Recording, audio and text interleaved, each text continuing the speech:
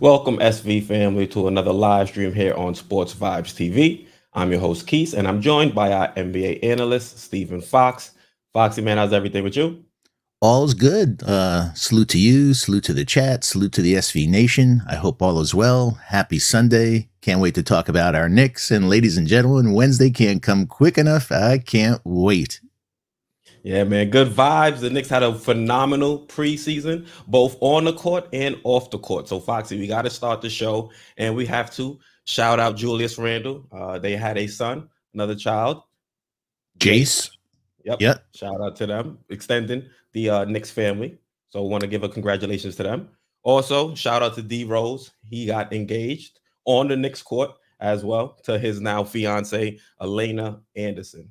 I know. Did you see the size of that rock? Man, Yeah, D Rose, if you're listening, how's anybody going to compete in those worlds, man? That thing is, if our girls see that, they're going to say, what?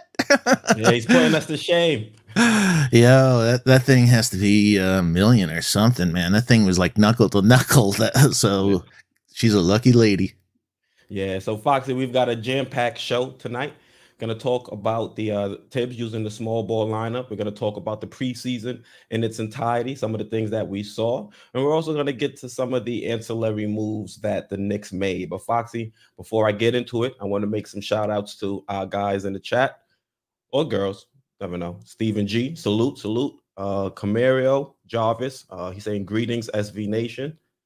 Justin L is in the chat as well. Yeah, on Justin L, just to shout at everybody, his grandma's feeling better, so just put out some prayers for Justin, one of our best friends here in the Knicks fandom, and put out some good prayers for him and his family, that his grandma gets better, man. Love you, Justin. Salute to Justin. Hope all is well. Wishing her a speedy recovery. Thankfully, she's feeling much better. Also saying salute to Sincere, the genius. Let's go. Got a jam-packed show for you guys tonight. We'll be on for about an hour and a half. Foxy, hey, anybody in the chat you want to give a shout out to? Yeah, we can't go on without saying Derek. I love my Derek, so I have to do my Derek thing. And also Craig Mack, always with his sly fox, so I appreciate it. Hope all is well. But Derek, love you, man. Hope all is well. Now I see why you're saying Derek. I didn't even see Derek in the chat. I thought you were talking about D Rose still. No, I'm talking about our guy Derek. There's D Rose is okay, but there's only one Derek. Look what Craig says. Giants ruined my whole evening. Yeah, brutal loss. Brutal loss. Yeah, we have a jam-packed show. So let's think. Yeah, exactly. So you need to hear me. The last 3 weeks, folks, you heard me say something in the opening about it. I didn't touch it with a 10-foot pole because I love my keys. I said, you know what? Let's keep it positive. I hear you. So, Foxy, let's start with that small ball lineup. So they fueled that miraculous comeback. I know it's preseason, but yes, I'm going to say it was a miraculous comeback. Now, Tibbs, he went out there with D Rose, Grimes, a Grimes sighting. Also had RJ, Obi, and Julius Randle. He put that lineup in with about 7 minutes to go. We were down 13, and I think this has major implications for the regular season. You know, Tibbs says he coaches every game the same way, pretty much. He coaches to win the game. And the fact that he went against the grain and he was rewarded in this way, I think he's going to definitely try to stick with this lineup or stick with some of the trust he's shown in some of these players. We had Grimes that he put out there, a rookie. We all know the mantra, Tibbs doesn't trust the young guys, but he put Grimes out there in a clutch situation and he was rewarded. Grimes went out there, he had a key steal. He also had a key offensive rebound that led to an assist to a three from Derrick Rose. And then also he knocked down his own three. We saw RJ Barrett, repay Tibbs's trust. The fact that he was out there playing solid defense. I know he gave up the Kingsburg three, but he contested. He worked his hardest to get around the pick. He also had a key block a few possessions before that on Avdija. And then we saw the small ball with Julius Randle and Obi out there. And I think both of those players played great defense, something that Tibbs should look out there and say, hey, I can go back to this lineup and not worry defensively. But towards the end of the game, that's the reason Julius Randle was able to get such a great shot. He had Gafford on him, who is pretty much their center. And that's going to be a mismatch every single game. So to see all these, and let me not even forget Derrick Rose. D Rose was pretty much vintage D Rose out there, balling, leading the team in scoring. So to see all these things and to see that Tibbs is being rewarded for putting his trust in these players, it makes me look towards the season and say, okay, maybe we might see Grimes get some extended minutes if we need to. It's something that I can't say was the same when it comes to the postseason last year, when we had a defensive player on our bench, Frank, who Tibbs really didn't have too much trust in. So now that we have Grimes, a young player that Tibbs has already showed he has some faith in, I think this bodes well, both for Grimes and McBride. Yeah, I don't know about McBride. I think we'll get into that in a little while. I was stunned with him not getting the burn that I thought he should, and I'll go into reasons a little later. But Grimes, absolutely, he showed that. I was really surprised. I'm like watching it and saying, you have Grimes guarding Bertrands. You know how much bigger Bertrands is than him. So I think the small ball worked against the Wizards. I just don't know how much he'll implement it. I think it'd have to be a situation where he feels comfortable that the opposition, are also going small, and that we're not gonna, that we can compete and stuff like that. But it was nice. A lot of us never thought we'd see Obi and Randle in the same court together, so that was nice. And but on defense and all those things, yeah. So it's a nice thing for him to think about if the situation arises. But I don't know if we'll see it very often. Well, I hope we do, because Obi looks like he's taking some steps forward when it comes to his defense. Even when he was out there earlier on in the game, he had a nice strip when they were trying to get the ball down in the paint. And I think if he's continuing to show these defensive improvements, and he's continuing to knock down the three, had a three in the game as well later on in that game. And if we continue to see Obi and Randle being able to drive a comeback like we saw against the Wizards, then I think Tibbs is going to be forced to put them out there on the court together. I mean, we invested an 8th overall pick in Obi. We need to see what we got from him, whether it's going to be as a backup to Julius Randle long term, or someone we could potentially see try to implement that small ball 5 lineup a little bit more. Yeah, it's really going to be interesting to see. But Obi, yeah, like he's light years away where he was last year. So and that's been his MO every place he's been. The second year he's been somewhere, the game comes to him a lot better, and so he looks much like a different player this year, much more comfortable. And once he gets into the rhythm and the other guys know each other, yeah, I see. I'm really happy because of him.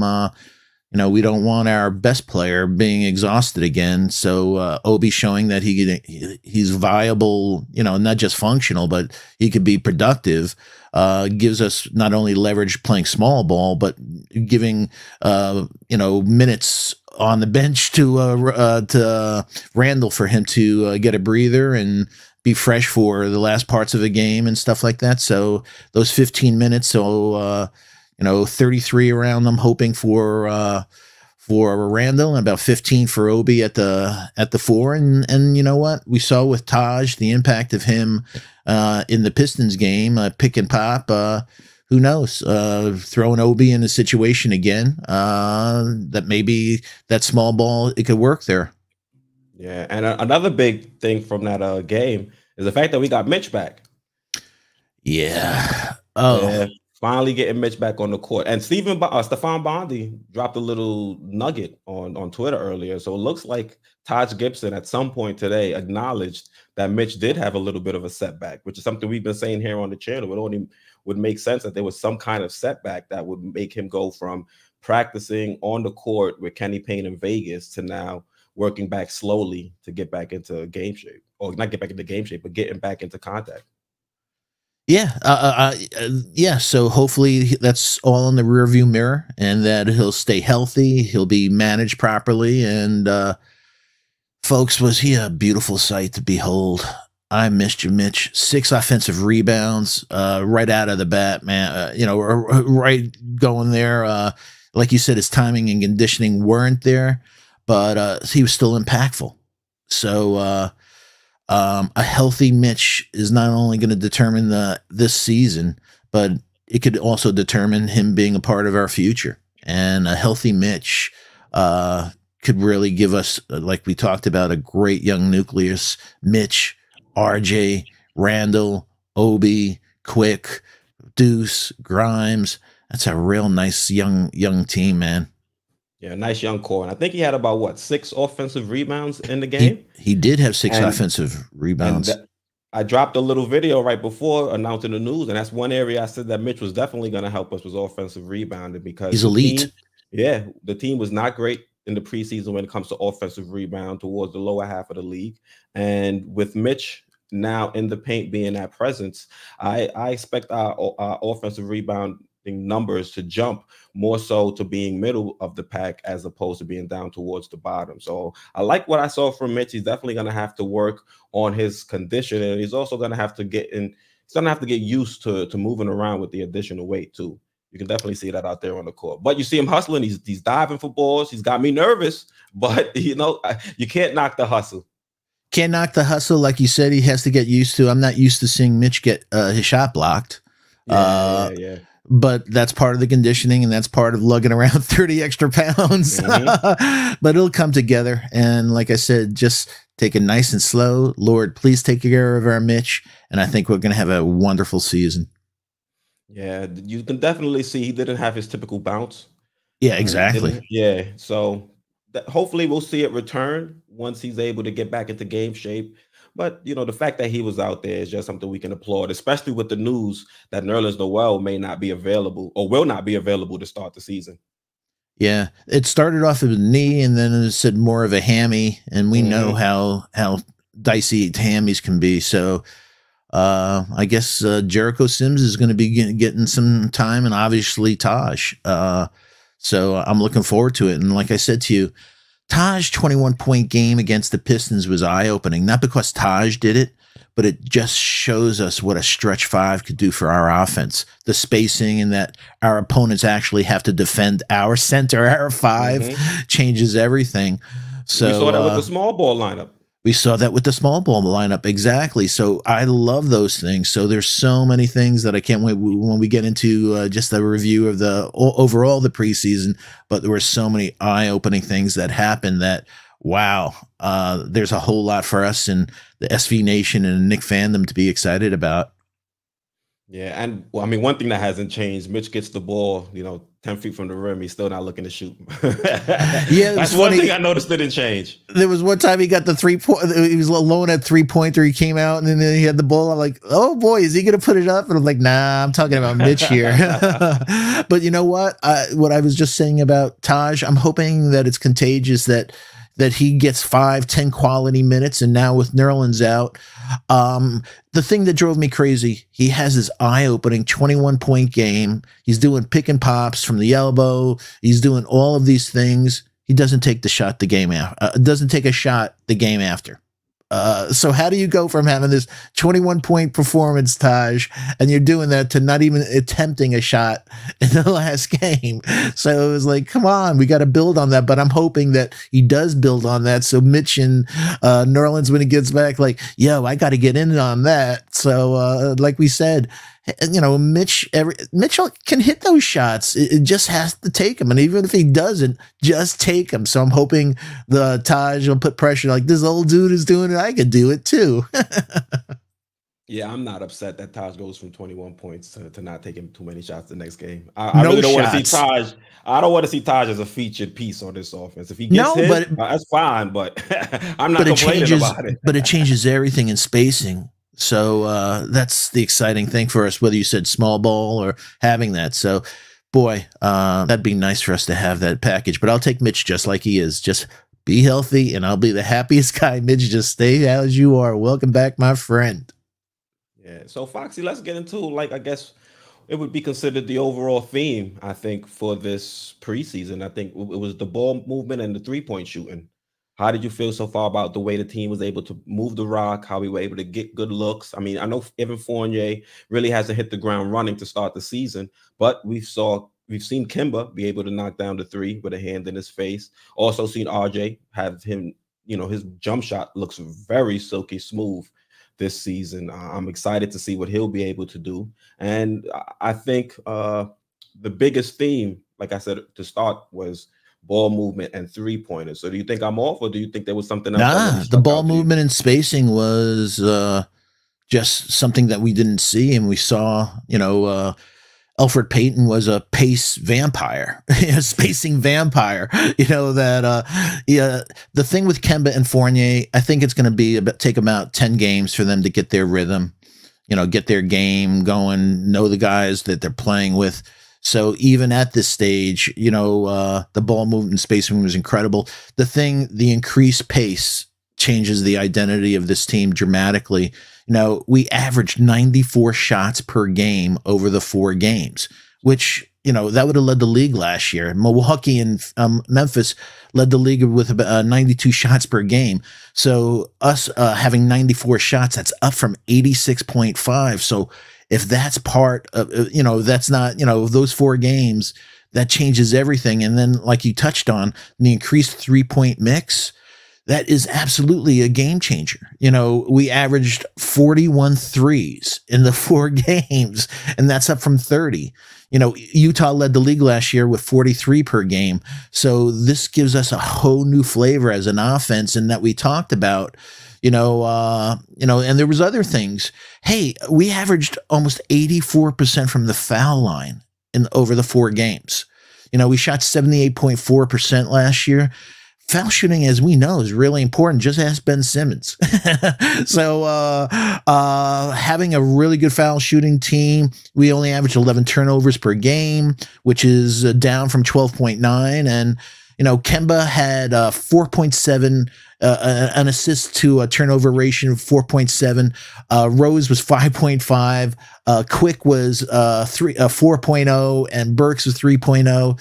So the ball movement, the dishing, everything. The only thing that was a touchdown was actually our 3-point shooting in preseason. It was 37.8, down from 39.2. But I think it's a small sample, just a 4, and I feel very confident, like you said, with the guys we have on this team, that will be up in that 39, God willing, 40% basis. Yeah, I think another thing we saw was how important Derrick Rose is to this team, because once we took him from the second unit and elevated him to the starting lineup, that second unit really didn't have the same punch. We asked IQ to do a little bit more than I think he's ready to handle at this moment. And I think that's really was one of my, outside of the ball handling, outside of the 3-point shooting, that's something else that kind of stuck out to me, how Derrick Rose so far has pretty much looked like the lifeline. Outside of Julius Randle, we know he's the best player on the team. That's without having to be said. But, I think the second most important player on this team right now might be Derrick Rose, and we saw that in the last game. No doubt. You mentioned it last week about your observation in person at the Pacers game when you went to MSG a week or so ago, that he still has bursts, man. Mm-hmm. So I just wish he can finish a little better. He still missed a lot of bunnies in preseason, but yeah, he makes an absolute huge difference.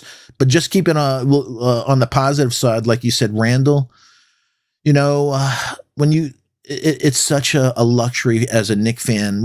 For years we didn't have anything, and now when we think about games, all right, the Boston game's coming up, Orlando game's coming up, and we think about it, first thing that we can say to ourselves is 2010. We have a guaranteed 2010 with Randle, and that is so wonderful as a Knicks fan to know that a consistency that. Even on ugly games, you look at the box score, he didn't look like Randle. Oh, he did still did 2010. So he's wonderful. Like you said, RJ. Let's talk that defense. He looks solid. He locked up Beal. He was late getting around that pick for Kispert on that 3, but those things happen. But he looked really good. And like you said, his catch and shoot 3-point is money, man. The kid looks wonderful.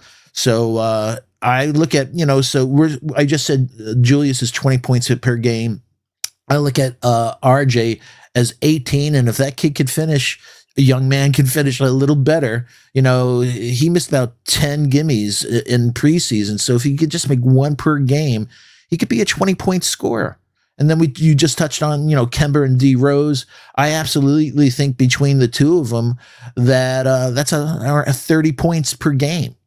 So 30 and 20 is 50 with Randle. Another 20, that's 70 right there. And so you throw in Quick and, maybe 10 or so points a game, and throw in Burks around 13 points per game. And then you throw in Obi, maybe 8 points per game. And then throw in Mitch, Nerlens, and Taj at the center position. Wow. So last year we averaged 107 points per game. We gave up 104. So what we just talked about is all of a sudden, folks, we're with the 3-point thing that we just talked about, the mix and everything. We're up in the 115, 117 point per game versus 107, almost 8 to 10 points per game. So we saw, one of the negatives was on the defense with Kemba and with D Rose. I love my Clyde Frazier. He's an old school guy. I love his comments. And one of the comments he absolutely said is Kemba and D Rose couldn't keep anybody out of that paint. So it's something for us to look at. But I look at, the concerns and stuff. You brought up Fournier. Hey, he's still finding his game. Like I said, like Kemba, I think it's going to take them 10 games. But we absolutely saw glimpses of his passing. Beautiful passing. We saw glimpses of his defense. I think we're going to be fine at the 3, at him or Burks or somebody coming in. So that, and like you said, Obi averaging the 9.5 points, 6.2 rebounds. Played 19 minutes. I don't know if he's going to get 19 minutes of burn during the regular season, but if we play small ball, he may get the 15 or so at 4, giving Randle a breather, and then you don't know, maybe he'll take some time at the 5. So, but the funniest thing is, over the last, several weeks, I made the comment that, folks, IQ better look over his shoulder because Deuce is coming for him. And the thing that hit me between the eyes in the game was like, I've been talking so much about Deuce. The one that may be hurting him more than anything is Grimes. Yeah, potentially, yep. Yeah, and at the 2, what you talked about Rose when Kemba, they rested Rose, rested Kemba, Rose went to the first team. IQ looked terrible. I mean, he hurt the other players, the host sink and everything. And, one of the negative things about the preseason and past that has been IQ, folks. And I'm not trying to be harsh on the kid, but he shot 24% from 3 in the summer league. He shot 28.6% from 3 in the 4 preseason games. And to make matters worse, he shot 33.7% field goal percentage. So field goal percentage is 2-pointers and 3-pointers, no foul shots. So to shoot 33.7 and then 33.3, 33.7 in summer league, and then come back and shoot 33% over 4 preseason games, he was supposed to be an elite shooter. And he showed last year that he's a very good shooter, but he's not an elite shooter. He didn't shoot 40% from 3. And we saw, that floater, he started out like on fire, but by the end of the season, it wasn't dropping the same way. So he's a different player when he has to play point guard. I've been saying he's much better at the shooting guard, at let D Rose have the playmaking, as a shooting guard with playmaking skills, but let D Rose take that, let him be the point, let him penetrate, kick it out. He's best at catch and shoot. And it was funny. I was talking to our guy and I just saw his name come up, George from Into the Knicks Verse. We were chatting and I was saying to him, I'm concerned about IQ. And he said, I'm not, he'll come around, but I'm like saying to myself, the first 10 games are really, really important for us. I'm hoping we go 8-2 or 7-3 at worst. And I hope we open up next week, the 3-0. But how long will Tibbs wait for Quick to find his shot? And especially when we what we saw against the Wizards, like with Grimes saying, Grimes plays much better defense. First of all, he's not an undersized 2 like Quick is. So, but he's much better at defense than Quick. Did you see him crashing the boards? This guy, I said that, yeah, the key offensive rebound that led to a Derrick Rose 3. Absolutely. So he crashes that great D, crashes it. He's absolutely just as good, if not better, at 3-point. Both of them don't have a mid-range game. So they're both equal there, that they don't have a mid-range game, but he can knock down the 3. He also made some beautiful passes, Grimes. during the preseason. So I was saying all along, you know, he better watch it, IQ, about Deuce. The one he's got to watch out for is Grimes, actually. So, and with Deuce, you know, just like last year, you know, Tibbs, coach of the year and everything, great respect, but his rotations confuse me on a consistent basis. I don't know why Deuce didn't get any burn in preseason. He played 9 minutes of preseason ball. And the only thing I'll say, folks, is, you know, I just brought up Kemba and D Rose. Raul Neto put up 25 points against us. And that's right, the unstoppable Raul Neto. But folks, like I said, they couldn't keep anybody out of the paint. So I'm like saying to myself, you know what? If we take a step back, we have a 2-year solution at point guard, but we don't have a point guard of the future. We have to get, you know, I think it would only make sense for, you know, on really important defensive stops in games that he sub out both, you know, put in Deuce, let him play the D and call a timeout or whatever, and then get when the offense starts, put Kemba and D Rose back. But those guys are not stopping anyone at this stage, and I don't want Deuce. Foxy. I know, but I don't want Deuce to lose a year. I want him to get some burn in there. And so that was a real. I don't understand why Tibbs, you know, he gave Amir Sims, who's no longer with the team, more time than he gave Deuce. But we're going to need a point guard of the future. And we better find out, and I'd like to find out, Deuce, there's a reason he was picked, you know, at the place he was, you know, and that in 36, and that, you know, his athleticism, you know, he's 6'1", has the great 6'9" wingspan, and his shooting and stuff like that. But is he our point guard of the future? I don't want to find out a year or so now from now when he plays that, oh my, you know, maybe he's not, we got to look. Let's find out now. So whether it's next year's draft or whatever, but Kemba and D Rose are only a 2-year plan, and we have to take that serious. Yeah, Foxy, you're not lying saying that we were getting cooked by guards the entire preseason. They were getting in the paint and at will for the most part. Even from game 1, I was Dinwiddie lit him up. Yeah. And I kept saying, hey, they keep attacking Kemba, and I think that's going to be the mantra for the entire season. Hopefully, Tibbs will be able to put the right schemes in place to make sure we are always helping Kemba or D Rose when he's on the court. But I agree with you. I would have liked to see a little bit more, or a lot more, from McBride, especially if, you know, a lot of the fan base can view him as somebody that can be a tray stopper. And if he is, you know, shout out to JD, I think he kind of coined that one. If he is going to be that type of player, it would have been nice to see here in preseason where he could potentially make some mistakes, could have had some learning opportunities, where they could have went back to the film room and they could have said, hey, this is what we want from you, this is what you should have did better, as opposed to now putting him out there during the season in games where it's actually going to count. I think he would have definitely benefited from the additional play time. And to touch on your point where you was mentioning that Grimes is probably the biggest, I think, player that's on Emmanuel Quickley's heels right now. I was shocked to see that Grimes was put in over Kevin Knox. You know, I thought he was going to stick to the same rotation, give a few minutes to Knox. And then when he put in Grimes, I'm saying, oh, okay, so Knox has gotten leapfrogged. It looks like that era has now come to an end.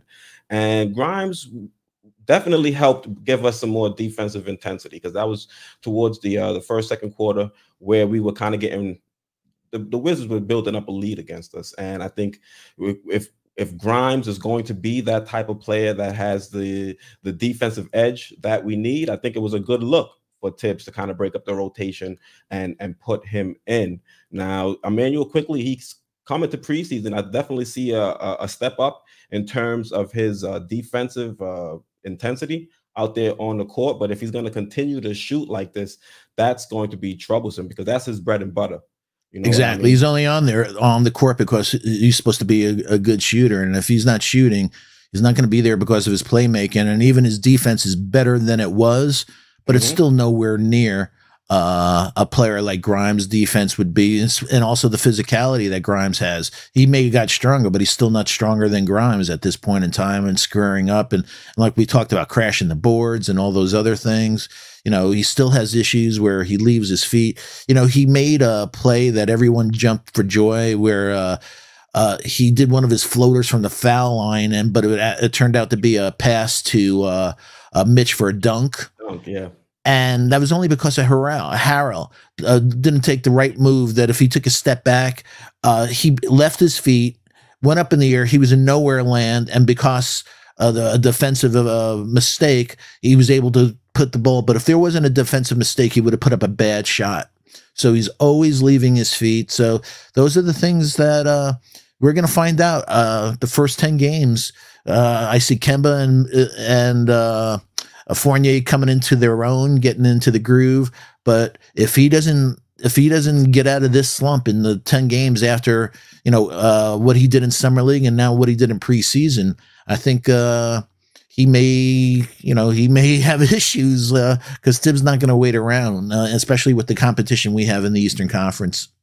Yeah. One thing, Foxy, we did a lot of great things so far in the preseason, but there are some areas of improvement, like we're discussing, and finishing in the paint was definitely one of them. We were in the bottom half of the league in terms of finishing shots less than 5 feet, and I think to start the season, that's something we were here on the channel talking about. They have to get better at finishing in the rim. Finishing in the paint and at the rim. I would like to have seen them improve a little bit upon it, but it seems like there's still a lid on the basket anytime we do get some penetration. It seems like we do much better when we penetrate and look for a pass as opposed to penetrate and look to finish.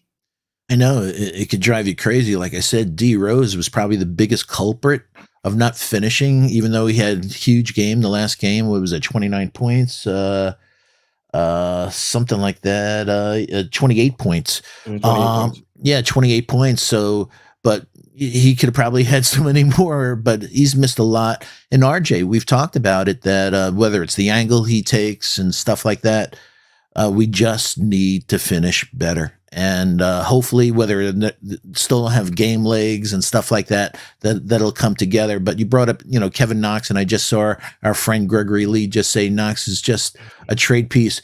You know what? That's why I think Grimes got some burn, and Knox. What Kevin showed, Kevin was Kevin.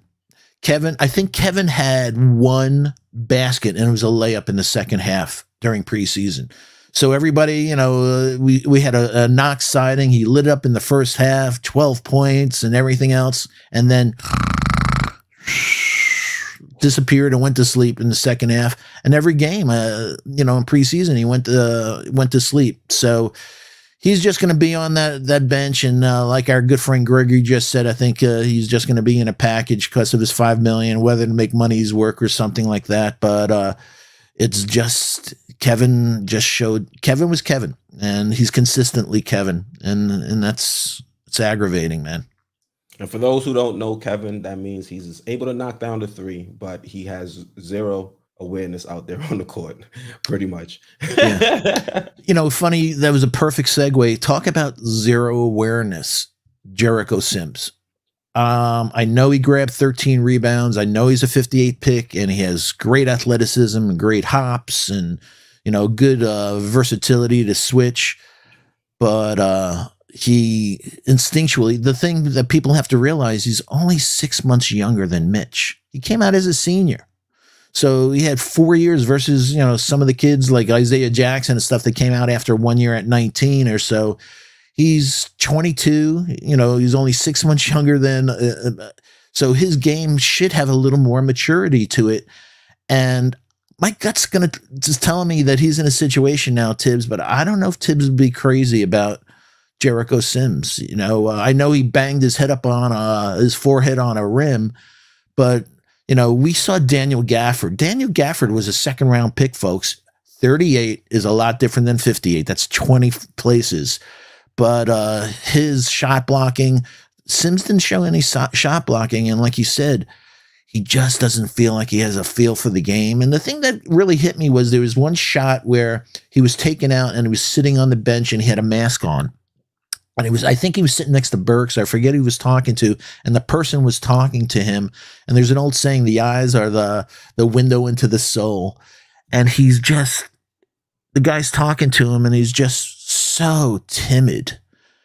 And that quiet nature of him, if you're going to be a defensive player, and especially a defensive player, you want somebody who's clapping their hands, come on. And we saw the hops like a Gafford and those block shots. You brought up that last week. Yeah, the 3 block shots, I think, in 40 seconds in the, one of the games, the first game that we played against them. And that Sims is he's gonna come in handy with Noah out, or I hope so. We'll see.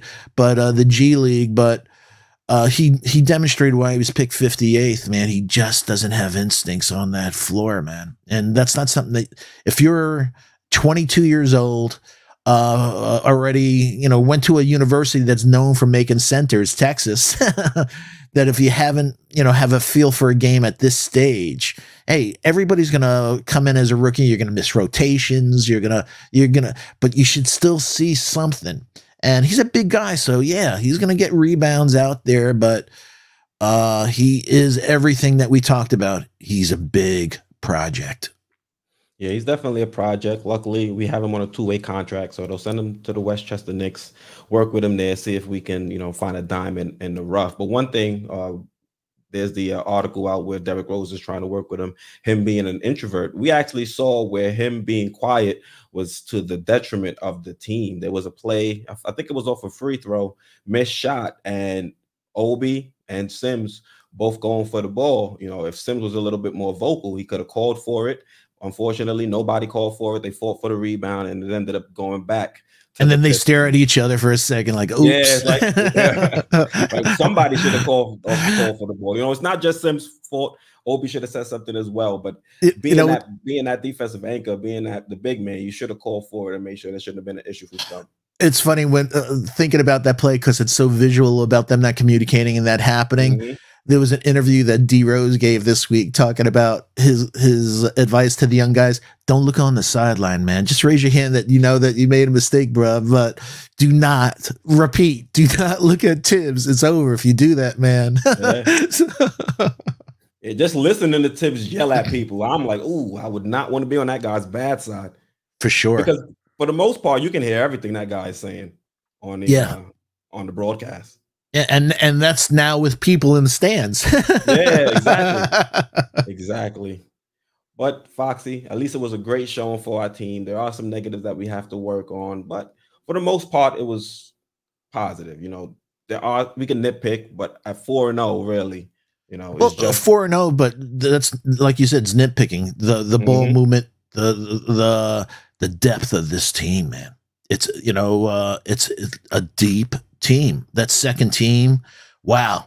And so I'm excited about it. What we talked about, I think the Lord gave as a present that D Rose will help minutes manage Kemba, and Kemba will minutes manage D Rose, and whatever minutes are left or days off, hopefully, like we said, quick. If not, give it the Deuce, and who knows? We had a 6'4" guard last year named Elfrid Payton that everyone hated. You never know with this small ball. Next thing we're going to say, wow, Tibbs is playing Grimes at the point guard. 6'4", tough defense. I don't think he could play the one personally, but you don't know. You don't know. Yeah, Foxy. So, I mean, we're doing this well. Team's not even firing on all cylinders yet. Now, I'm excited. They don't know each other yet. But they're still getting especially the first team. Preseason. Yeah, he said he's still learning where Julius Randle likes the ball, where he wants him to pass it to him, or get him into his shooting pockets. It's still a work in progress, but where we're starting from, you got to be happy. You got to be excited as a Knicks fan. Yeah, I got to ask you a truthful question though. Mm-hmm.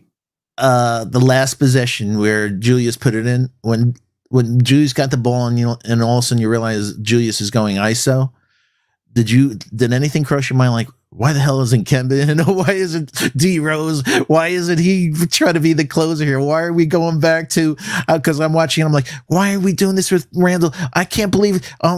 He bobbled the ball and it's good. Great. That was a great call, Tibbs. So I'm like, don't give it to Julius. Don't give it to Julius. So I'm glad. And that's a real confidence booster that, he closed out a game like that. And we knew he had a great season last year, but some of us said, he's not necessarily a closer. So I'm glad he did that. And like you said, anytime you have a center come out on you all day long, you want to take that. But at first, I'm looking at the SV Nation too. What'd you guys think, man? That was it the same thing? That whoa, why are we going with the same old thing as last year with ISO ball? But it worked out this time, so no complaints. But did you have the same reaction?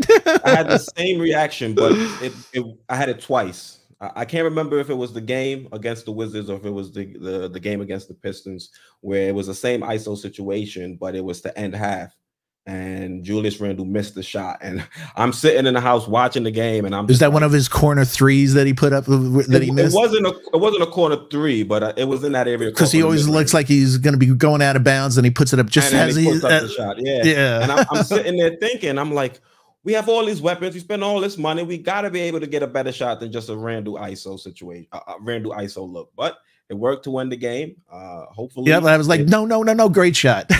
yeah. He shut me up real quick. I'm sitting there watching, and I'm like, what's going on? And then swap. I'm like, all right, I can live with it. Maybe that's the next stage in his career. That we know he's a 2010 guy, but now he has that ability to be have ice in his veins to be a closer, and hopefully, if people think that, then they'll come out and open up somebody else who could be a closer. So it's nice to have more than one closer, but that was a great preseason. That's a great way for momentum to bring us on. So propel us into the season, and the first 10 games are everything, folks.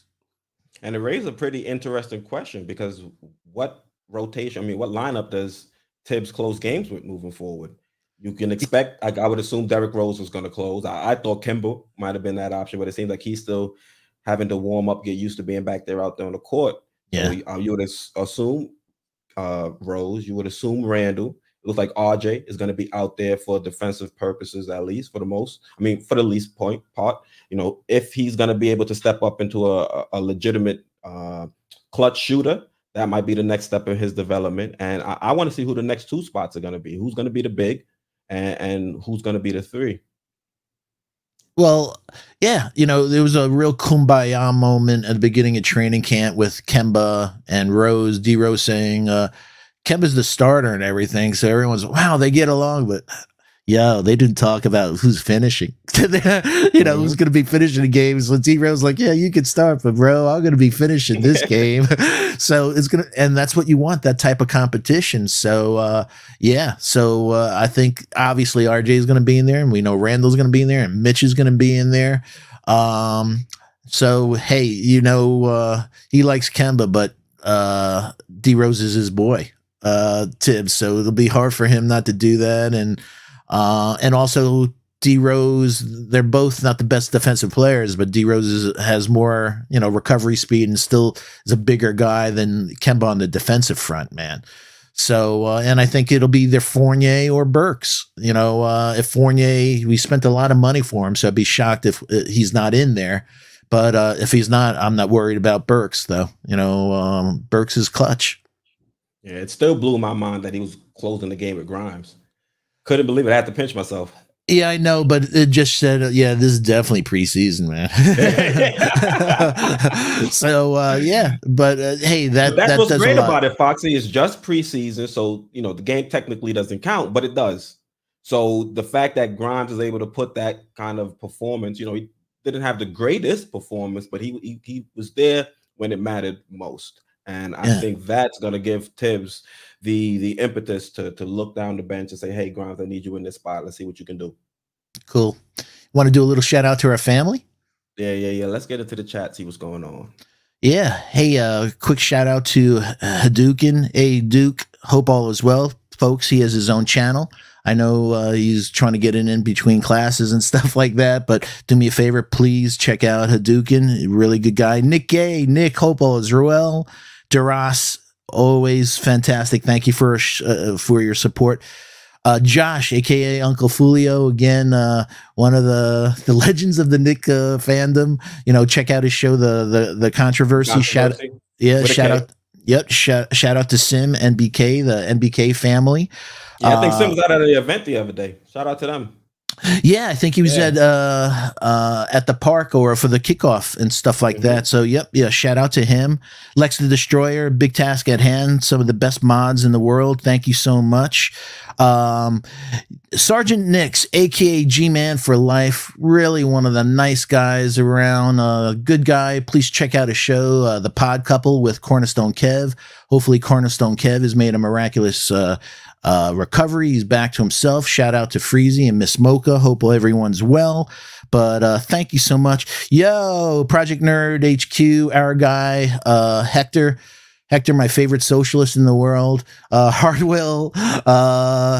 Hardwell, this guy Phil that I know, the new Knicks, a really good guy. I used to call him, I still call him a Renaissance guy. Big Will, Hardwell is like that, man. Hardwell knows hoops, played hoops, knows training, knows music business. That guy knows a lot of things. And always, we can't forget World YL, Mr. Mayberry, really good guy, and I'm in love with his dog, Bo. He has one of the coolest bullies around, a 63-pound pup. So hope all is well, but check out For the Love of the Game, folks. If you haven't subscribed, please subscribe. Great guys, great content. They work hard at it and have great respect for it.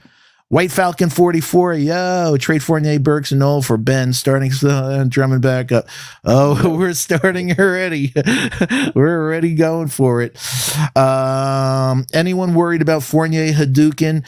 I will after 15 games, Duke. I'm just going to give him a little time to get his groove. Know, like Quis just said, know the other guy's spots, get into his rhythm and stuff like that. But I'm not worried about that. I think he's a pro. He's been around, and the guy can shoot. You know, when you can shoot like that, you know, it's just gonna happen. Let's see, Illmatics. Oh, Illmatics. I love my Illmatics. I hope all is well with you and the family. Good to see you. Thanks so much for your support. We really appreciate all you guys. We look forward to our Sunday night regular with all of you. And just talking sports. Quiet Money, my brother. Again, hope all is well, man. Kendrick Adams, Kerry Fox. Again, Gregory Lee, preseason for the Knicks is important because this builds chemistry and confidence. Agree with you all the way, Greg. Much love to you, Sarge. Absolutely. Hope all your travels and everything is good. Game Podcast is in the building. Yep, World YL just showed up. I was just talking about Bo, your beautiful bully. So I love my pup, but if I had to say what pup I love second, I got to go with Bo, one of the coolest bullies around. So Jonathan Green. Yep. Let's get into a little preview of the game on Wednesday. Cool. Sorry, folks. We'll get back to you later. When I start talking to my family, I lose my track. So I love you guys. I love you. Love you. Love you. Sorry. Let's get back to business. No need to apologize. Yeah. So I just want to get your thoughts on this matchup. Now we need the Knicks to get off to a good start because we have a treacherous stretch midway through the season, and we're going up against the Boston Celtics. What do you think the Knicks should look to try to capitalize in this game against the Boston Celtics? Just what we just talked about. Just be the new Knicks. Put up all those threes. Continue with that great ball movement and spacing, and everything will fall into itself from there. You know, we're going to be a good defensive team. We may not be, you know, the number one team, but I definitely think we'll be, you know, in the sixth, you know, a top 10 defensive team. So I think the defense will be there, and but for Boston, it's going to be interesting. It's, you know, Schroeder's there. You know, the guy made a huge. Life is about yin yang. He made a big mistake. Should have took the bag with L.A., but I think he's gonna work. You know, there's a contract year, so I expect him to have a very, very good year.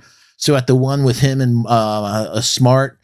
You know, and then you have, you know, Jaylen Brown, who's had a good preseason. I don't know with Jaylen Brown and or with Horford with the COVID, but, you know, but just going on high level, if the guys are going to be around, you know, Brown is fantastic. Got Josh Richardson from the Mavs, Jason Tatum. Oh Lord, we've been talking about to have a 3/4 that size, that great. He's spectacular, man. So you have Tatum. Yeah, Nesmith, Aaron Nesmith, their draft pick from last year, lit it up. I think he had 23 the other night. You have Horford back for his his second tour of duty with the Celtics. You have Williams, who signed that extension. You have Romeo Langford. So they went 2-2 in preseason, and they got lit up by Miami in the last game of preseason. So either they're going to be hungry, or Tibbs is going to be saying some stuff. But I think if we just play our game, I think we'll beat them. Let me put it this way: if we can hold Jaylen Brown and Tatum to 20 points, 20-something points, I think we'll beat them. If they get 30, or if they go off anything more than that, it's going to be interesting. I think RJ will probably cover Jaylen Brown. What do you think? Well, Hadouken is saying Brown might not be available, and Horford will. Yeah, okay. Then if Brown's not available, thank you, Lord. We needed that one. Yeah. That'll be a boost for us. Yeah, but do you still see RJ taking on Tatum? He's a big dude for RJ to take on, man. Yeah, that'll be interesting to see who Tibbs decides to put on Tatum. Yeah, because they can put Randle on him. That'll be. I don't know. He's that. He's a few things away from being a MVP, meaning he's that fantastic. Start with Fournier, I think, and then maybe if Fournier can't handle it, maybe they might go to RJ. Yeah, I think I really don't see Randle stepping out there on the perimeter to try to D up. Yeah, he's that special of a player. So yeah, so thanks, Duke. If it'd be good for us to have that win, we'll get him next time. But I'm looking for us to go 3-0 for that momentum. So yeah, so it'll be. They have a new coach also, Udoka. So that brings on a whole new thing of people, whether systems and stuff like that. So yeah, I think we'll beat them. So. I'm hoping Kemba goes off in his revenge game. Yeah. They jettisoned him away. Well, thank you. We appreciate the favor. And now we're going to hold your feet to the fire for it. So hopefully he goes out there and has a 20-plus point game.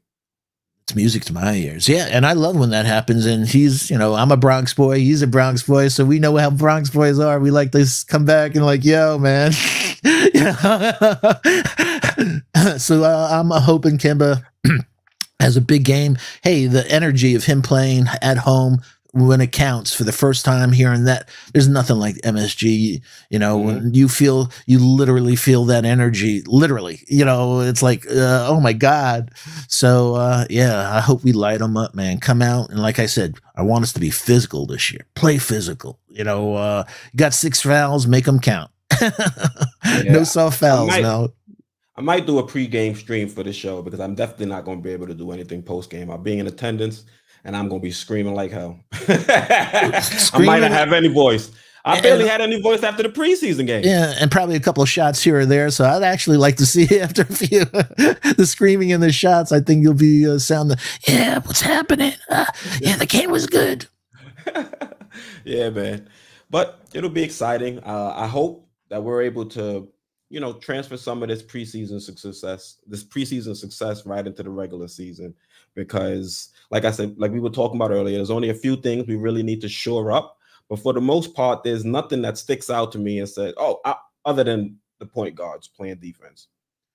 And also that's going to be the biggest concern for me. The backup to Mitch. I don't want Mitch, coming back from this injury, and because Nerlens is out, and that we give him a little more minutes than he should. I want us to ease him in. We already did that. Did you expect him to play as many minutes as you did? I was shocked. Shocked. I was like, oh man, Tibbs. And we just went over last week the five steps of Tibbs' coaching cycle, that it's where he just does that. And it's like, come on, man, this doesn't even count. Let him get his win, let him get everything. But the last thing we want to do is overwork him. Let him get into his condition naturally, because what happens is that's where you pull a hammy. That's where, so let's compensate. You have to compensate. So come on, Tibbs, but that's why I'm saying the only other thing is, Taj and whether Sims, that will be able to, spell him, let him, get some breather and bring him back and stuff like that. But it'll be good him going up against Williams. That's for sure. Hey, Foxy, I got a little nugget of information for you. I think that Zion also is dealing with a Jones fracture. They haven't made any reports about it, but I'm like 95% sure he's dealing with a Jones fracture. He fractured his 5th metatarsal, and they had to have surgery in order to repair it. And for the most part, in those situations, that's a Jones fracture. So I don't think he might play until January, honestly. And I know a lot of Knicks fans want us to try to trade for him.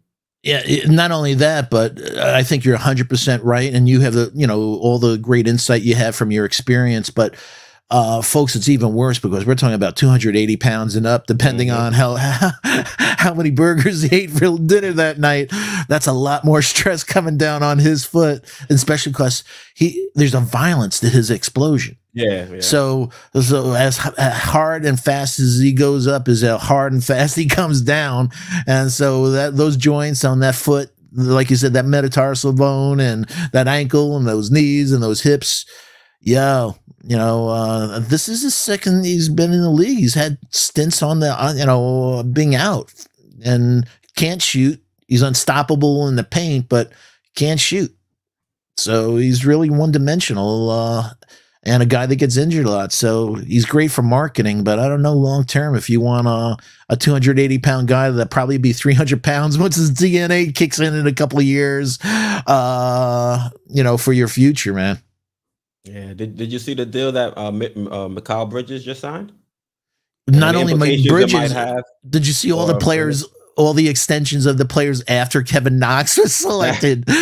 Whether it was, I was trying to avoid it, Foxy. I know. So I'm looking at it like, oh man, Bridges and Porter and all, SGA. Well, to be fair, I don't think I would have paid. Maybe I might have paid SGA, but I don't know if I'd have paid. I definitely wouldn't have paid Porter all that money. Not only that, but I agreed with the Knicks that I'm old school, only that I would never draft anybody that has a back issue. And because I've never really seen anybody that doesn't have a back issue where that back issue doesn't come back sooner or later. So, and the wear and tear, and also he's a unbelievable offensive player, but boy, there's a lot to be desired on the defensive end with Porter. So. Yeah, but I was talking about Bridges more so to see if there's any player on our team that may garner a similar contract. At this stage, I think they're just going to be holding the bag for RJ when they were able to give RJ. They gave Randle the bag. RJ's the next one up.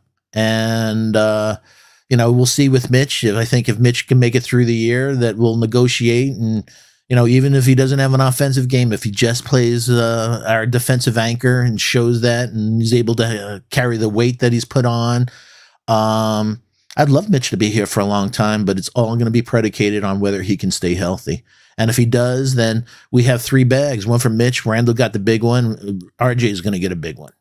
So, and from there, like I said, we need a point guard of the future. We just got a 2-year plan there, and then we need a 3. And as we all said, our Christmas this year, what are we saying to Santa? I want a 6'8", 6'9", 3 who has a 7-foot plus wingspan, who can shoot great 3-pointers and plays dog defense. That's all I want for Christmas on this team. And we had Trey Murphy that close. Yeah. Oh my God. Yeah, Julius Randle got the bag relative to us, but if you want to compare him to other players of his caliber, he's underpaid, so he did us a solid. So it's going to allow us to give decent contracts to RJ when he's available, and hopefully a Mitch if he warrants one. Yeah, I don't know if RJ is going to be as nice as Randle was. I think RJ be saying, give me that money. Yeah, he said, I'm trying to live life, and please transfer it to Canadian dollars too. Thank you. Yeah. That's huge.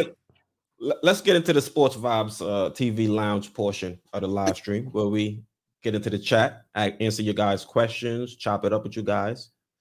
Yep, as we talk Knicks, talk anything you want. You want to talk Giants, you want to talk Jets, you want to talk boxing, you want to talk life, you want to talk Giants. Yeah, I know, but hey, it's their Jets. I can bash the Jets, but it's their time. Giants, that's the beautiful thing about the Sports Vibe Lounge. This becomes the chat's time. So we talk now. It's the ask us any questions you have, any topics you want to bring up, and anything. Also, just shout outs because we love you, man. So let's see. Preach Keith. Randle really wants to win and showed it with his contract. Yeah, That was a class act. That is something you just don't see much of anymore at all. So he wants to be here, and now it is his two boys. He wants this place to be home. Did you guys talk about Randle's lazy and horrible defense the first 3 quarters, especially the second unit, is very worrying on the defensive end? I'm not worried about that because of Tibbs. I think Tibbs will put his foot up his ass. So I don't care if he was second put team him at the end of the bench. Yeah, and you know what? There's certain guys at this stage of their career. They're like, yo, I'm not a kid. I've been in this league. I'm not gonna put balls to the wall in preseason. I'm gonna I'll put my get my offensive game. I'll get my thing in, but I'll turn it on once the season starts. I ain't gonna get crazy in preseason. So hopefully that's it, Duke. That's what's going to happen. So Kerry Cox is saying 48 over 4 years for Mitch is too much. No, I think that's what he would pay him. Yeah, that's pretty reasonable. 12. Yeah, that's in the region that we talked about. Williams, he has 13. Yeah, Williams got it. Wendell Carter, I think, got a Wendell Carter as well. Exactly. So I think that'll be ballpark in there. So, D Public Enemy, shout out to you. Is Mitch Robinson the Knicks starting center? He is now. So there's no other leverage. Well, maybe they might. Taj. That's Gibson. A great point. Yeah, maybe they might start Gibson and try to ease Mitch, but yeah, they didn't do much easing last game. Yeah, for sure. Frederick, shout out to our guy Frederick. Always great supporter. D Rose, yeah. As Quis was saying, yo, man, that guy still has it. Put up 28 and just devastating, man. And like we said, he probably could have 34 if he finished a little better, man. And the thing is, he still has a burst that I'm not going to say it's the same burst that he had when he was winning MVP, but he still was able to get that step, and he's built up the mid-range, whether it be a little floater or a mid-range jump shot. And he's also become a pretty knockdown three-point shooter. Absolutely. So the elevation of D Rose, I think, is just phenomenal. Yeah. Yeah, or the evolution of D Rose, my fault. Yeah, evolution, absolutely. And that, Lord, keep those ankles safe for us. I'm always worried every time. I'm like, oh, I hope he didn't tweak that ankle. Can we get Gettleman fired today? Sergeant Knicks. Yo, I know. It's like, it's painful, man. It's, Tony goes out. That guy's a drama queen. Did you see him on the sideline and everything after that? He comes up big in that first possession, couple of catches, then turns his ankle and he's like laying on the ground. He's like doing his Odell Beckham Jr. impersonation. It's like, shut the hell up and just give me the balls. And if you're injured, just shut the fuck up. It was like, yeah, it was funny because I'm watching the game and Williams has a second sack, and our boy Quis says he's hearing the noise. What'd you write in that? What'd you tweet out about him and the noise? Oh yeah, he heard the noise because everybody was talking about. Yeah, but the noise after that he heard was the noise he heard after that was booze. Did you hear him talking about that after the game? Yeah, crying about the booze. I mean, everybody deserves to be booed, but I won't get into Tony and his pain tolerance. Everybody's pain threshold is I know that. I'm not worried about that. But if you have pain tolerance, then walk into one of those little tarp things they have, the little tents, and go and then when nobody sees you, they're like, don't put on this public displays like that, man. Come on, So yeah, and the only thing that was to our benefit is that the Jets didn't play. So because the Giants are bad and the Jets are unwatchable. So, but the funny Giants part looked unwatchable today, man. They did, and folks, so whether it's G-Man for life and or Quis or a lot of the Giant guys, my question is the Giants going to take Tom Thibodeau's cousin Kayvon Thibodeau? I'm only kidding. He's the rated #1 player, probably the #1 draft pick in this year's draft. He's a defensive end out of Oregon. And you got Evan Neal, who's a behemoth tackle. So that we could help them. So they have Notre Dame has a real serious safety, and we need a safety. Ever since Collins left this team. So Kyle Hamilton. So it's getting to that point now that you have Stingley, the cornerback. but there's no quarterbacks. So if you're unhappy with Daniel Jones' performance today, with the 3 interceptions, the fumbles, the inaccuracy, then there's really nobody in the draft this year that's elite. You have a kid Malik Willis, you have a few others, but I wouldn't be surprised they're picked in like 8th or 9th. There's no 1 or 2 quarterback that I think that's going to go this year. So, we have the Chicago draft pick. Yeah. So it's like, if there was somebody special, we could put a bundle together and get our next quarterback. Folks, it ain't there this year. So maybe we'll get somebody question of a rush. We'll get a great that, or we'll get another lineman. So once Thomas comes back, hopefully that foot, and we always say this, whether it was in basketball or anything, hopefully it's not a chronic injury. I hate when big guys have foot injuries, man. So. Yeah, I'm not giving up on Daniel Jones. I won't say we should go into next season and he should be the only quarterback on the roster that we can say has starting potential. We should definitely bring in another veteran quarterback. And we should. I don't like what they've been doing with Pert. Like, they've been moving him from the right side to the left side. But they had no choice today, man. After the first possession, the soldier got lit up, and the soldier got lit up, and brought Pert in immediately. Yeah, but it's just not. It's not beneficial for him as a young tackle. And then you put him out there on the left side, and he just gets blown by, and that was the cause of the strip sack. So I know. We're just in a bad spot. The whole O-line is in shambles. Yeah. The wide receiver room is in shambles. It's stressful. Yep. Not going front. Yeah. Hey, let me just change the topic for a change. So we talked about us playing Boston on Wednesday, but then we played back-to-backs with Orlando. And one of the things that I'm sad about, I was really, and I still am, very high on Jalen Suggs. But folks, he had a really brutal preseason, man. I think he shot 24% from 2, 20% from 3, averaged 5 points. His shot selection has been terrible. The game really needs to slow down for him. So, but they got Cole Anthony, Fultz. We just said Wendell Carter just got an extension there. Bamba has played very well in preseason this year. So they have a new coach also. Jamal Mosley comes over from the Mavs. So I think it'll be more of a defensive thing. I don't think we're going to see Isaac. And I was so high on that kid. Now it's a vaccine thing. I don't know about his knee, but I don't think we're going to see Isaac there play.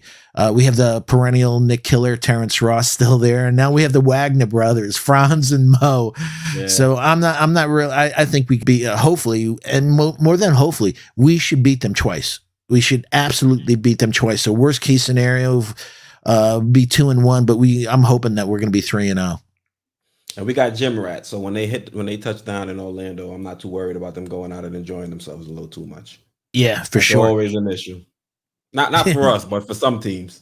Yeah.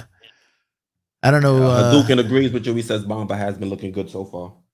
Yeah. So, and awful with a different coach and everything. So, yeah. So let's see. Public Enemy says Mitch Robinson can hardly get up and down the court. That weight is making him slower.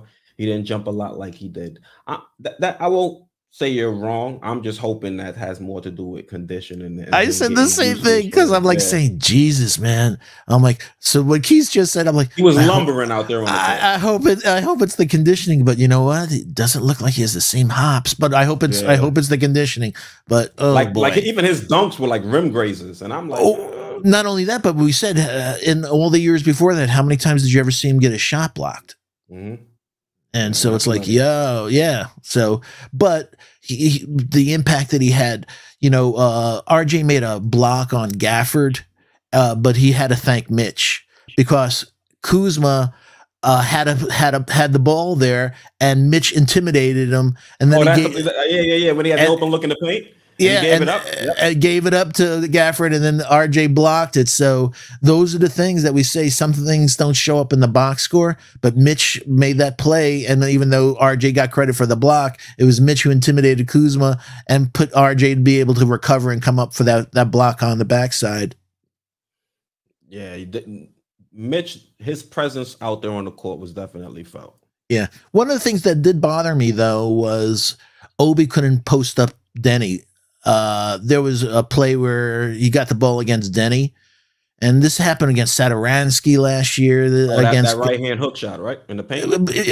Well, that was a very nice way to. I don't know what the hell that was. It was just a bad shot. I'm like, yo, man, if you can't, meaning no offense intended, but if you can't light up Denny, come on, Obi, man. We don't want you playing with your back to the basket. But when the situation arises and mismatches, you should be able to have game or post moves to light them up. And if you can't light up Denny, man, oh boy. So I wasn't happy about that at all. Yeah, I wasn't happy. Denny didn't look that great out there. I got him in fantasy. Yeah. Kispert played a lot better in the second game. Yeah, he's a great shooter. That 3-pointer that he hit to tie the game. Yeah, that was a shot.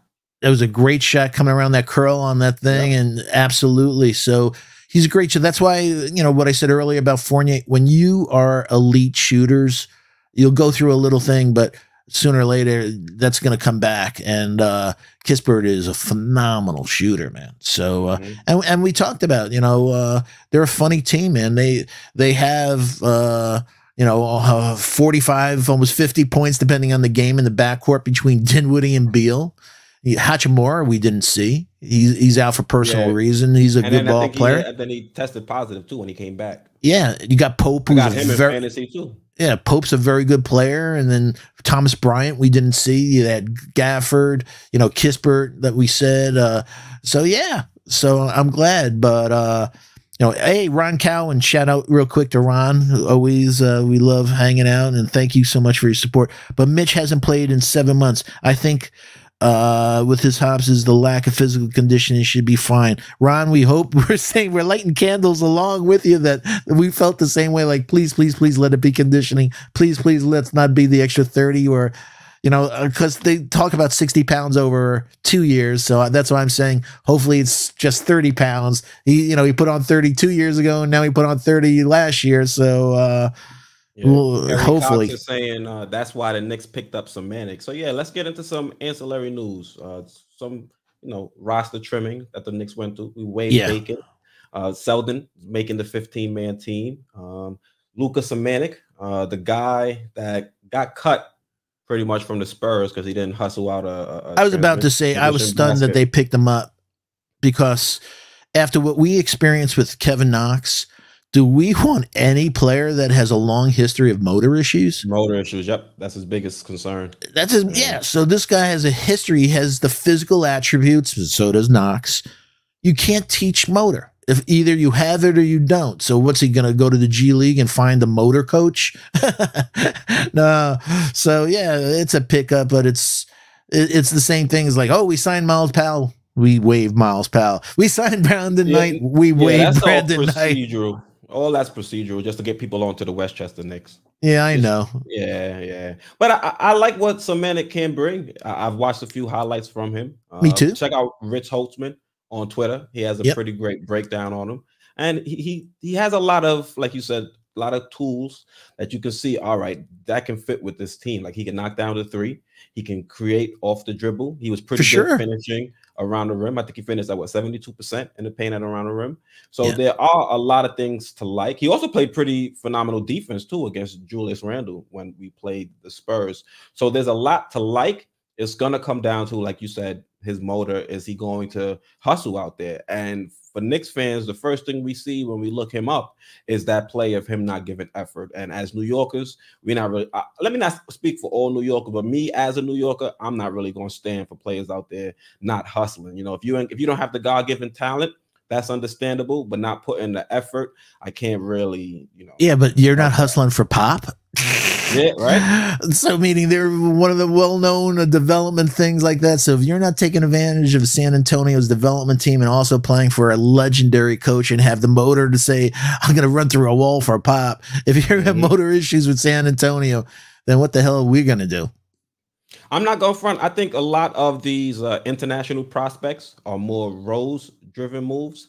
And then some of the moves like bringing back Noel, trying to bring back Bullock, or like Thibodeau-driven moves, like drafting Rokas. I think that was definitely like a Leon Rose move. And then they came back and drafted McBride to kind of appease Thibodeau since he was still available. That's how I see the front office right now. Yeah, you know a real crazy stat, and just shows the changing in the NBA. There's 100 international players in the league now from 40 different countries. So wow, the game has changed so dramatically. It's such an international game now. But 100 players in NBA now from the international. That's something, man. It just shows the changing of the NBA. And you know what? We'll get into it as the season progresses. I'm already into draft 2022, and France has two really, really good players. Everyone's talking about a kid, Chet Holmgren, that you'll see on Gonzaga this year. A big, a center with power forward or small forward skills. He got shut down by a guy named Wumbalia. This name, a crazy name guy on France. Again, a huge 7'1", but and another guy, Ousmane Dieng, a small forward. So again, we're going to see a lot of kids next year internationally. Any relation to Giorgio Dieng?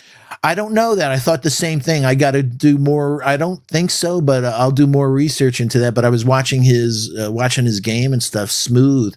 So these players that are coming. There's actually a Dieng that played with Luka, not Semantic Vildoza.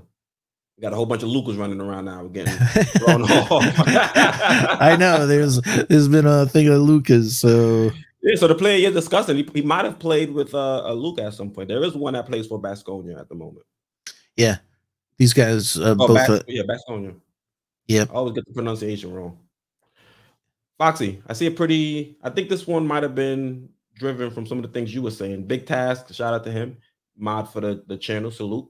He's saying, do you think that with Taj Gibson shooting, being able to stretch the field or stretch the court, the coaching staff is considering moving him up the depth chart?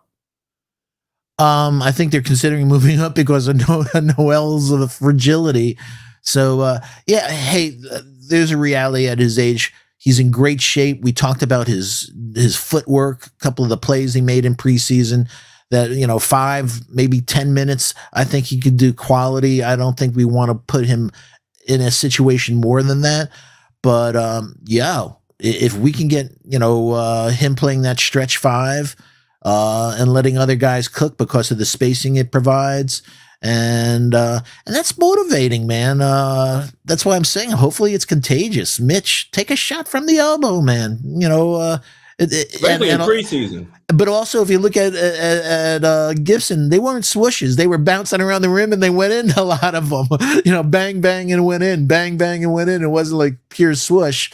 So, but it was really eye-opening, folks. Wow, what a stretch 5 can do for a team. And it was funny because last year at training camp, Tibbs talked about, they were saying, hey, you've been out of the game. This is your first coaching thing. And he just said, well, the first thing that you notice on all the teams that we face is that they have 3 5s, and one of those 3 5s can shoot threes, and they're stretch 5, and they could space the floor.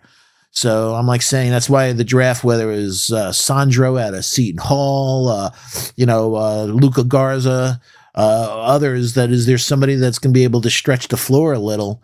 And we saw Luca, with the Pistons the other night, some of his threes, and they were at Brick City. But man, it would be fantastic to have that leverage. It changes but what we saw, and we talked about, we saw Brook Lopez come to this league as a post-up guy, and now all these years later, the guy can shoot threes. So there's hope. There's hope. Yeah. And he doesn't even shoot it at a crazy clip. He shot it, I think, 33% last season, and that helped propel the Bucks to world championship. It helped them get a championship. He was a key. Sounds like he was the biggest part. He was a key part. He was their only 5, basically. He was their only 5. Giannis this preseason though. Giannis has got a little mid-range jump shot, 3-point shot. The form looks fluid. Yeah, just what you want. The most devastating player on both sides of the floor getting better. Just what in our conference. Yeah. He's a class act, though. I really like him. Love his vibe. He has a good sports vibe. I hear you. Yeah, Ron Cowan, the 7'3" French kid, looks good, doesn't he, man? Everybody's talking about this kid, Chet. He shut him down, man, real quick in FIBA. FIBA. Under 18? I think it was under 18 or under 19. Yeah. Forgot what championship. That's where they played. Chet played him.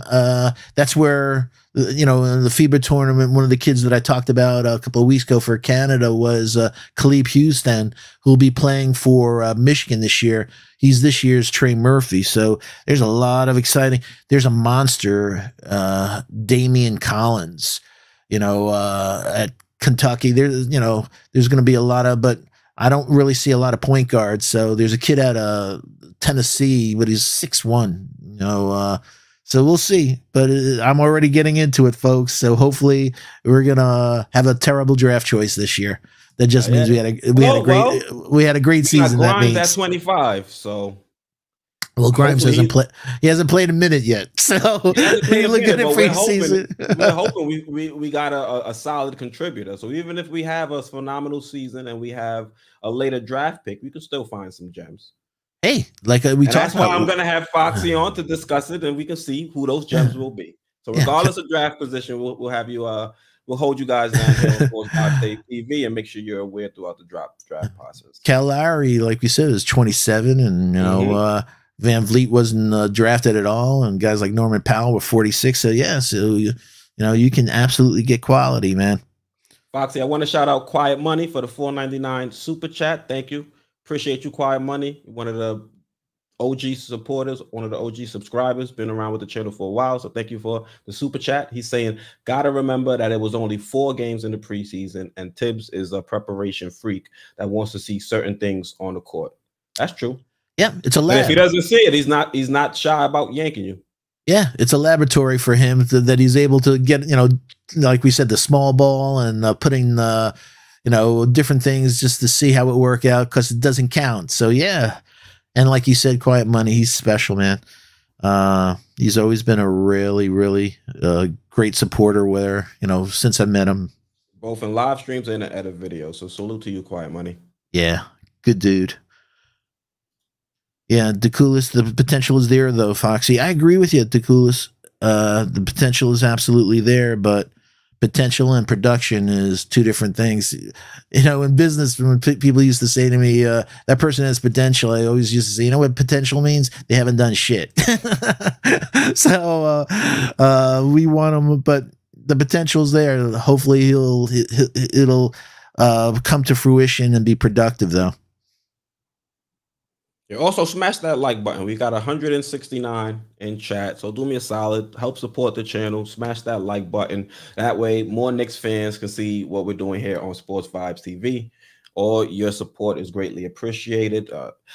I'm shocked we've got so many in chat right now. This is why they love us. I'm not surprised. I'm not surprised at all. They love us, and we love them. So, but like you said, please smash that like button, hit that subscribe. Please turn on the all notification bell so you don't miss out on any of the wonderful content that my brother Quis puts out on Sports Vibe TV. Please share the link on your favorite social media platforms. And always, last but not least, shout out to the best mods on the planet. You know, you say, why am I surprised? Because at the end of the day, I understand I'm still a small growing channel, and you know, sometimes YouTube always doesn't like to rock out with the smaller channels. So the fact that we've got 170 in here strong, it just shows that we're out here putting heat, dropping heat out here on Sports Vibes TV. And if you're looking for a home, looking for a destination to get Knicks content, make sure you're subscribed, and like Foxy said, with the notification icon lit up. Yeah, right, let's see. Big Tass is also saying salute to all in chat, much love.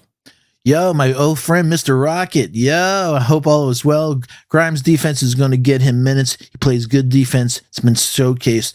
Couldn't agree anymore, my friend. Yep, Grimes, beautiful technique, squaring up. As we said, crashing the boards. He wants that. He loves that, man. So, you know, what I'm proud of is when we did with our buddy JD, the draft choice analysis, you know, I said, hey, folks, if you go back and watch it X amount of months ago, I said, this kid loves to crash the board. So everything I said in that, I'm really proud of the things, whether it was Deuce and Grimes and Jericho. If you go back and watch that video on JD Sports Talk, everything that I talked about was spot on. And I'm not hitting myself on the shoulder, but the reason I'm doing it is because I spent so much time studying that I'm glad that my eye was accurate, that everything I said is right on, man. Salute to Lex the Destroyer. He's saying tell a friend to subscribe and hit that notification bell. And make sure you guys are sharing it on all your socials. And if you do share it, make sure you tag me. That way I can retweet you, like the post, all that good stuff on the social medias. Yeah. Kerry Cox said French big men are kind of soft. Well, one of them is a reigning defensive player for a number of years. Oh, yeah. True. Yeah. Gobert, yeah.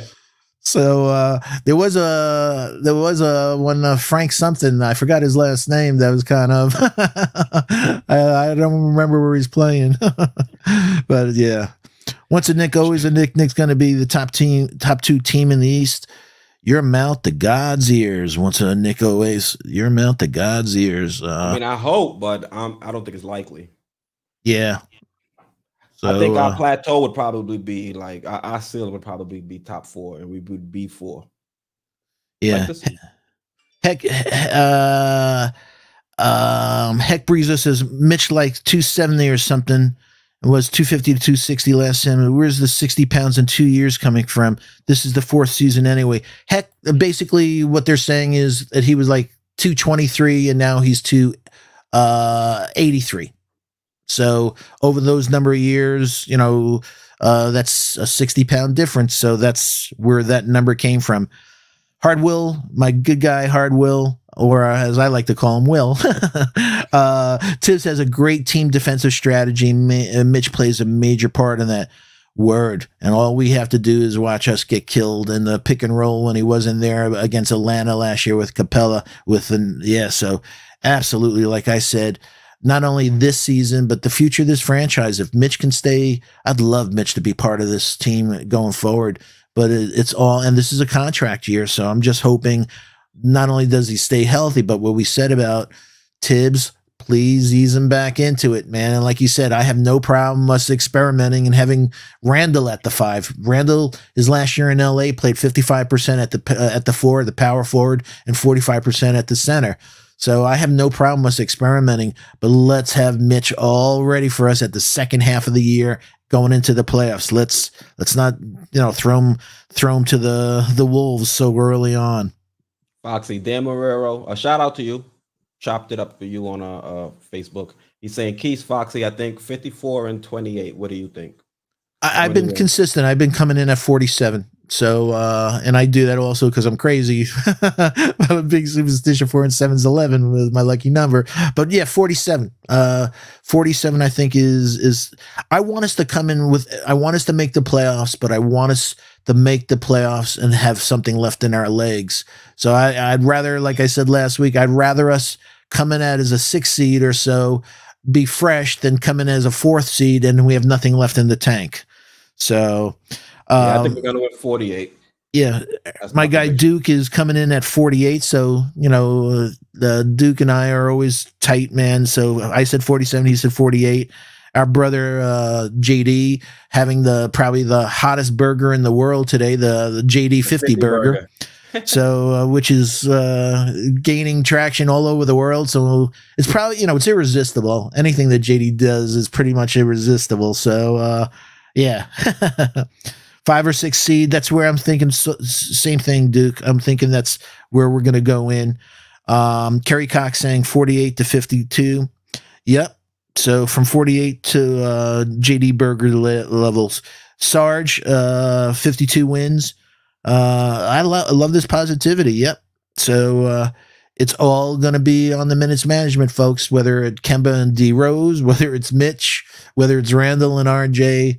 So we're going to learn about Mitch, a lot about Tibbs this year, whether he's going to do the same thing he did in Chicago and did the same thing in Minnesota, or that he learned his lesson. And, if I was Tibbs, I don't want to have a career 25 and 36 playoff record, and also be 2 and 8 in his last 10 playoff games.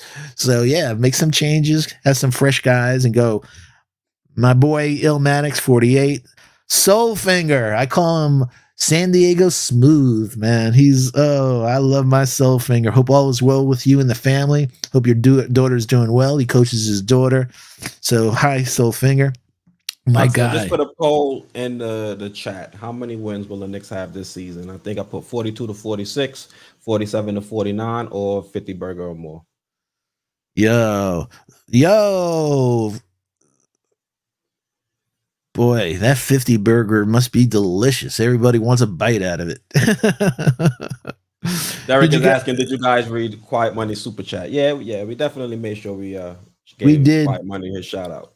Yeah, Derek, but thank you for keeping us honest, man, because sometimes when we have a $1.75 now in the chat. We love it. Thank you so much for your support. But sometimes you're doing the broadcast, the stuff goes by. Yeah. So thank you so much. That's why he's a mod and he got that wrench, man. You know, that's what mods.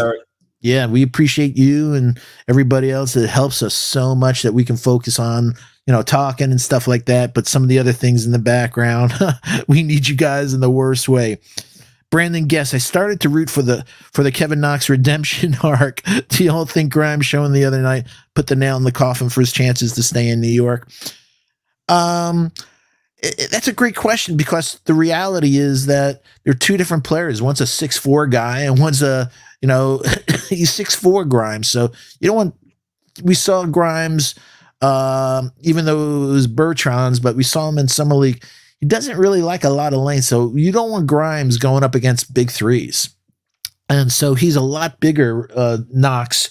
So Knox should be a 3-4 and Grimes should be a 2. Pretty much a 2. So, but we'll see with Tibbs. Yeah, if you're new to SV Nation, let us know in the chat. That way we can give you a shout out. And also, I'd like to know where you guys are viewing from. If you're international, we'd like to know that. We'll give you a shout out. If you're in New York, we'll give a shout out to the borough. Or if you're in somewhere else in the States, we'll give you a shout out as well. Yeah. Sergeant Knicks. A lot of 48s, 49s. I mean, I think it's imperative for us to get off to a good start because, what is it, February, where we go on that West Coast trip? The first one, yeah. Yeah. So if we can start the first 2 months off, then we'll lose some ground during those months. But I think we'll be a solid 48 win team. Yep. So in the house, we got Tampa in the house. Our guy Sarge, Brooklyn, Queens. Where Brooklyn at? Yo, Tampa. Where's my Bronx brothers? Where's Julian Blum and Tom Brady, right? What? Tampa. Tom Brady. That's where. Yeah, that's where they are now. Yeah. Yeah, that's what I meant. Yeah. Yeah. So, Brooklyn, Queens, upstate New York. Dan Marrero of Wilmington, North Carolina. Yo, our guy, Jay Boogie's from North Carolina. Yo, I'm trying to go to the game out there. They play, I think, the 11th of November. I'm trying to see if I can go out there. I got family out there. Go catch a game. Yeah. Hey, if you haven't listened to podcasting, our guy, Jay Boogie's track that he dropped a week or so ago, it's hot. Great guy. Also, if anybody you listening in the North Carolina area have any moving needs, or you're in the New York, New Jersey area and you're moving down to North Carolina, check out Jay Boogie. It's a Better Care Movers NC at gmail.com. So Better Care Movers NC at gmail.com. Jay Boogie will take care of you. If you have any questions, so support our guy. He's gone through a real difficult this year. We love him, and he deserves, anything that we can do to bring a smile to him and that family. Let's do it. So we love you, Jay Boogie. But Dan, Wilmington, North Carolina, from Yonkers, Central Avenue. Hey, Yonkers. That's like 10705, 10701, 10710. Yeah, I'm familiar with Yonkers. Also, if you haven't heard Jay Boogie's new song, we can close the show with it. Yeah, let's close the show with it. I love it. It brings such energy. Warren Franklin, Charlie Ward's cousin, and in the building. St. Petersburg, Florida, in the building. Warren, we love you, man. He's a good guy. Just enjoy him. He has such positive energy. He has such positive vibes. Yeah, Sharon, Pennsylvania. Yeah. Oh yeah, PA. Yeah. Yeah, Jonathan. Salute to PA. Juju92, one of my buddies. Queens, get the money. Yep. So, New Raleigh, North Carolina, Sean Kern. So we have a lot of people in the North Carolina area. So, hey, Canal Bond, hit that. Hey, thank you so much, Canal. As always, we appreciate all your support. So I started through, we read that one already. Okay. Yeah. So let's see. Folks, do your work. We got ourselves the first troll of the night, and Lex the Destroyer comes to our rescue. Slice them and dice those idiots, man. Ron Cowan. To the mods for holding it down. Oh, anyway, Fox, we're about to end it here anyway soon. So yep. So just from Newark, New Jersey. Yep, I'm an Essex County guy too. I live in Paraguay. Wow, that's interesting. That's absolutely very, very interesting, man. So and another Josh in North Carolina by way of Brooklyn. So Julio, you going to the game when they go to Julio? There's a little delay. It's gonna take him time to respond. Cool. Let me see. That was an accidental timeout. Hey, salute to Westchester. Yeah. I have some family up in Dobbs Ferry. So So thank you so much. 172 people in the chat. We really, really appreciate it. Like we said, next Sunday, check us out as always. 9:45 time slot, or approximately around 9:45. We're hoping that we're finishing up because Wednesday we play Celtics, Friday we play Orlando, and then Sunday, right before I think they'll be finishing up just as we come on at 9:45. So we'll be looking forward to hanging with you and talking about the game. So hopefully it'll be a 3-0 and everybody's starting to get their legs and we're getting into a groove. And like we said, that it wasn't an anomaly that we're going to be putting up all these threes, folks, and good threes, as Tibbs likes to say it, you know, from that ball movement and stuff like that. So many plays. Sorry, Quis, I know, but so many plays, whether watching Fournier to Burks to or Fournier to Kemba to Randle to RJ. So there's been so many hockey passes that we didn't see last year, that they're just moving it around. So it's like beautiful, man. Yeah, they're whipping the rock around. So Foxy, thank you for co-hosting with me. My pleasure. SV Nation, thank you guys for tuning in. Thank you for the phenomenal comments. Quiet Money, thank you for the super chat. It's greatly appreciated. We'll be back, Foxy and I, again next Sunday, talking more Knicks. We'll have, 3 games to review?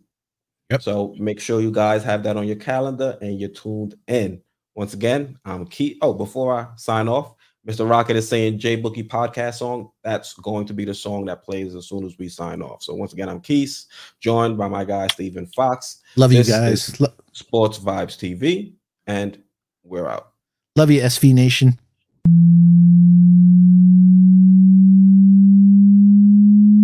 Let's get it. Y'all be spitting with your flows, I'm just podcasting. That's right. On the air every day, I'm just podcasting. What? You don't know what that mean when I say I'm podcasting. I'm broadcasting these flows with the podcasting.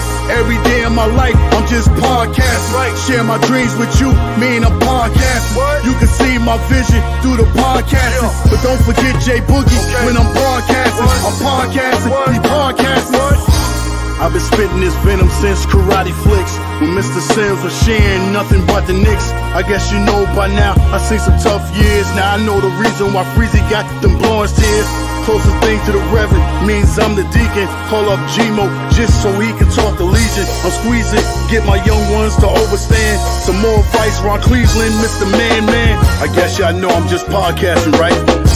Y'all be spitting with your flows, I'm just podcasting. That's right. On the air every day, I'm just podcasting. What? You don't know what that mean when I say I'm podcasting. I'm broadcasting these flows with the podcasting. Every day of my life, I'm just podcasting. Right. Share my dreams with you, mean I'm podcasting. What? You can see my vision through the podcasting. Yeah. But don't forget J Boogie Okay. when I'm broadcasting. What? I'm podcasting, What? he podcasting. What?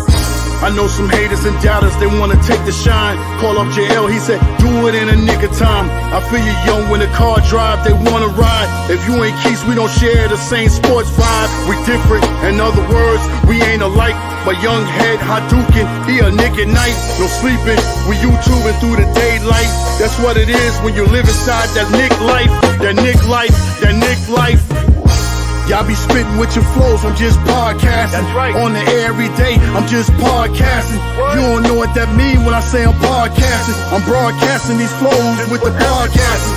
Every day of my life, I'm just podcasting. Right. Share my dreams with you, mean I'm podcasting. What? You can see my vision through the podcasting. Yeah. But don't forget J Boogie when I'm broadcasting. What? I'm podcasting, What? he podcasting. What? My man CP said let's Nick fan the TV. From the podcast back to the MSG, the network, we breaking news here every day. Run the intro, that's CK, the 2K, the bills paid. Stephen Fox, he got a dog walk. We'll tell JD we need that new sport talk. I don't care about the Sixers if they falling off. I'm at the rim left-handed like John Starks. John Starks, what? John Starks. Shout out to all the podcasters doing their thing. If you listen and represent a podcast, hit the like button and smash them up, you know what I'm saying? They working hard for you and everybody else, you know what I'm saying? Shout out to the First Lady, Miss Stephanie. Shout out to Ian Begley. Shout out to J Mac. Shout out to my man Tone Wu. Shout out to my man for the love of the game. And shout out for the pause and radio. And a special shout out to my man Entertainer, you know what I'm saying? Rocking them New York Giants. It is football season, I can't forget him, man. Peace, love, and happiness to everybody. Protect yourself, love yourself, you know what I'm saying? 3 capital S's, salute, salute, salute, man. Peace.